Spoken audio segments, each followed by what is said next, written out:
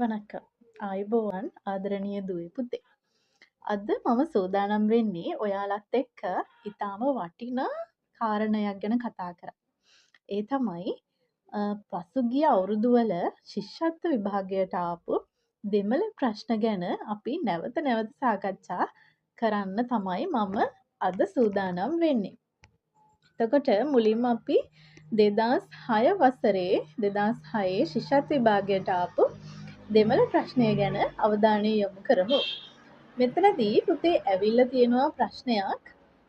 පහ ශ්‍රේණියේදී අපි ඉගෙන ගන්නවා දෙමළ සංවාද දෙබස් කිහිපයක් ඉගෙන ගන්නවා. අන්න ඒ අතරින් ප්‍රශ්නයක් ඇවිල්ලා තියෙනවා දෙමළ වාක්‍ය දීලා සිංහල අර්ථය ලියන්න අපිට ඇවිල්ලා තියෙනවා ප්‍රශ්නය. අண்ணා සෝරු සාපිඩුංගල්. අண்ணා සෝරු සාපිඩුංගල්. පුතේ අண்ணා කියන්නේ අයියා. සෝරු සාපිඩුංගල් අයියා. සෝරු සාපිඩුංගල් බත් කන්න. අයියා බත් කන්න. ඊට පස්සේ ඇවිල්ලා තියෙනවා ඊළඟ ප්‍රශ්නය. නන්රි තංගේ. නන්රි තංගේ. අපි දන්නවා නන්රි කියන්නේ ස්තුතියි, තංගේ නංගි. නන්රි තංගේ ස්තුතියි නංගි. ස්තුතියි නංගි.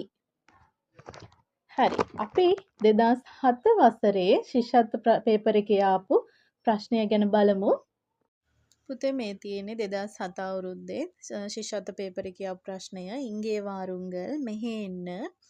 ඊළඟට තියෙනවා කිරි බොන්න පාල් කුඩියුංගල්. කිරි බොන්න